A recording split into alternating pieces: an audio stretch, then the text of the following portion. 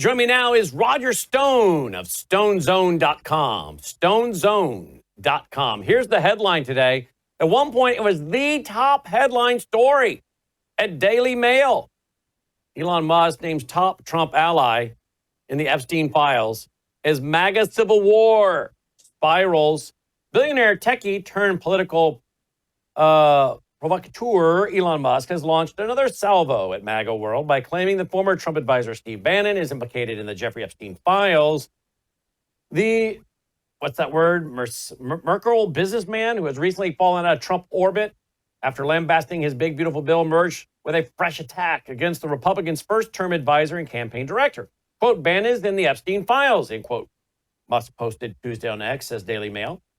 The Tesla CEO is responding to a social media post from another former Trump advisor, Roger Stone. Quote, why would Bannon meet with Jeffrey Epstein, quote, at his New York home and in Paris after Epstein was convicted of sex crimes in Florida, end quote. Stone wondered on X. Quote, why would he coach Epstein for his 60-minute appearance? End quote. That appears to stem from reports that Bannon allegedly helped the convicted pedophile prepare for a CBS 60-minute interview that never happened.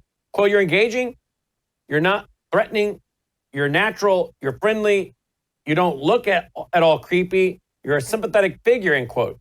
Bannon apparently said during a 2019 coaching session with Epstein, according to a journalist, Michael Wolff's book, Too Famous, The Rich, the Powerful, the Wishful, the Notorious, the Damned, end quote. Let's go to Roger Stone himself, because this is all over social media today. Roger, what do you make of this? And what do you say to those who say, wait a minute, you guys are all in the MAGA team. Why is there this rift between Bannon and Stone? I know that's a rhetorical question, because I know, because we've been friends long enough. But the people want to know. Brannon, I think it's very important that people understand the background here. To my shock and surprise, when I was subjected to a Soviet-style show trial in New York, after federal prosecutors and Robert Mueller indicted me simply because I refused to bear false witness against Donald Trump, and they accused me of lying under oath to Congress about Russian collusion. And we've now, of course, proven that there was no Russian collusion. So how one lies about something that didn't happen, I think it's kind of self-evident that this was a political hit job. But to my shock and surprise, Robert Mueller's chief witness was Steve Bannon. Now, Steve Bannon testified under oath to the House Intelligence Committee at roughly the same time that I did. And when he was asked point blank if he ever discussed Julian Assange, WikiLeaks, or allegedly leaked emails or hacked emails, he said, with Roger Stone, he said, no, never. Follow-up question from Adam Schiff. On no occasion. Bannon repeats, no, never. Then when he's asked the identical question on the stand in my trial in Washington, D.C., he says, yes, Stone brought it up in every phone conversation we had in 2016. I considered Stone our access point with WikiLeaks, which was news to me because none of those conversations ever took place. So this is reported in the New York Post.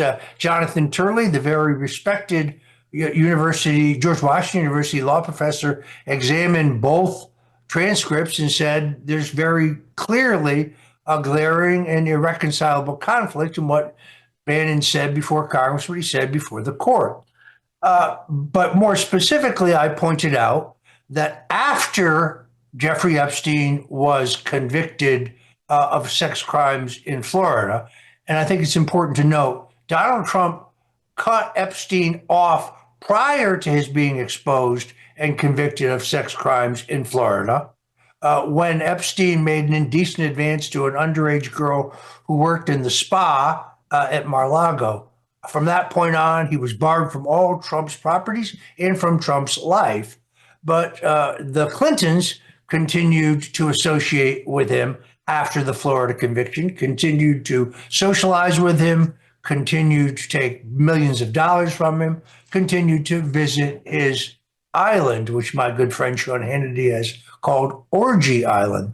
But Steve Bannon also continued to associate with Epstein, visiting Epstein in his home in Manhattan, which, by the way, is the single most expensive single-family piece of real estate in the borough of Manhattan, but also, according to the New York Post, visited him in Paris.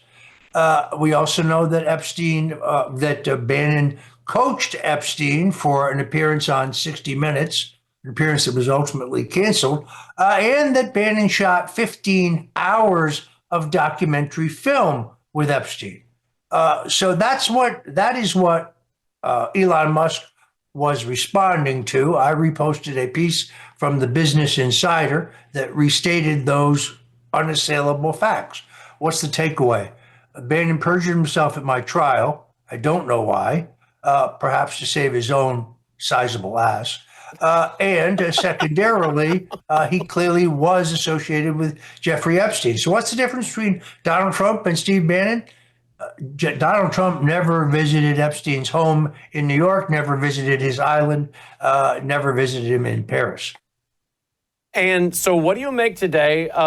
It's kind of gotten Alex Jones weeping. It's gotten other people upset that President Trump today in the cabinet room, when a reporter asked Pam Bondi, Attorney General, about the Epstein files, President Trump said, "Why are we talking about this creepy guy? Are we still doing this? We have much more important things to talk about." He wasn't happy about that. Roseanne Barr, many others are not happy on social media tonight, saying, "Read the room. We do care. We don't want to move on. We want information." How does Roger Stone respond to that today? Well, Brandon, first of all, I think it's important to note that I think I am the second major author in the United States to substantially expose Epstein. In my book, The Clintons' War on Women, published in 2015, the longest chapter in the book by far is chapter, I think it's 7, entitled Orgy Island. And you can get the book by going to EpsteinTruthBook.com, EpsteinTruthBook.com. And a number of things are established in the book. Among them, yes, I had the FAA manifest. Yes, I know who partied on Epstein's island. Let's go through some of the names. Former U.S. Senate Majority Leader George Mitchell of Maine, a Democrat. Former New Mexico Governor Bill Richardson, a Democrat. Former President Bill Clinton, a Democrat. The scientist Stephen Hawking. That's kind of weird. Yeah, it is. The Israeli former Prime Minister Ehud Barak. Now, I don't think they went to the island for the weather. And this is all laid out in my book. I point out to you that a federal grand jury in July, I believe, of last year, indicted Epstein on 2 counts. One was child sex trafficking. The other one was conspiring to engage in child sex trafficking. But the grand jury testimony under which he was indicted is sealed. And the search warrant, which was issued by the Southern District of New York for Orgy Island, is also sealed. Why are those documents sealed? By the way, Kash Patel at the FBI has no ability to see those documents or to unseal them. It is not within his authority. So why the Justice Department under Pam Bondi, who I like very much, has not moved to unseal those documents, because clearly the grand jury felt there was enough evidence against Epstein to bring a criminal indictment against him. And then you move to the question of whether he killed himself. Michael Baden, who is the longtime New York City medical examiner, one of the most respected pathologists in the country, examined Epstein's body at the request of his family, and he said his injuries were not consistent with hanging himself. That he had 3 different broken bones in his neck, were not consistent with hanging.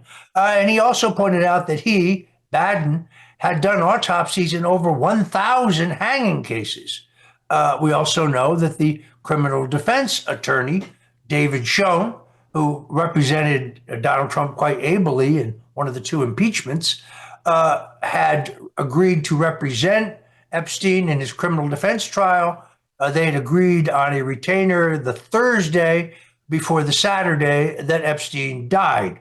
So I ask you, who retains a lawyer on Thursday and kills himself on Saturday?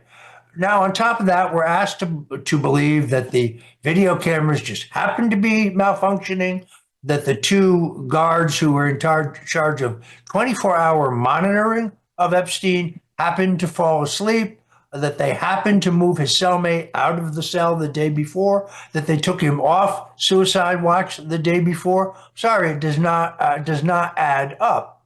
And then lastly, an explanation of all this, because I'm as upset about this as Alex Jones is. And actually, I saw him crying on the air. I think he's very sincere because we all just want the truth here. I would point out to you the history on Epstein, which is important.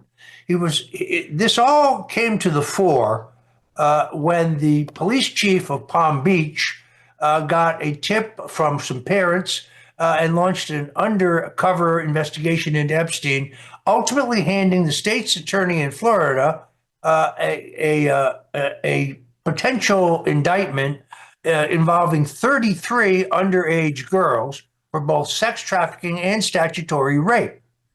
The police chief was shocked when the state's attorney came back with one count of solicitation, which that would be like Logan going into a bar and trying to solicit a prostitute, which he would never do. Not that he would ever do. Right. The police chief was so upset based on the belief that the state's attorney had either been threatened or he had been compromised in some way, went to the U.S. attorney for South Florida. The U.S. attorney, Alex Acosta, conducted his own investigation, and then surprisingly, he rubber stamped the state's slap on the wrist, and he sealed the case. Epstein was given 18 months. He only served 15 months, but he is the only person ever convicted of a sex crime in Florida allowed to serve his sentence at the brand new air-conditioned Palm Beach County Jail rather than the state penitentiaries, which in Florida, as you might imagine, are not too nice.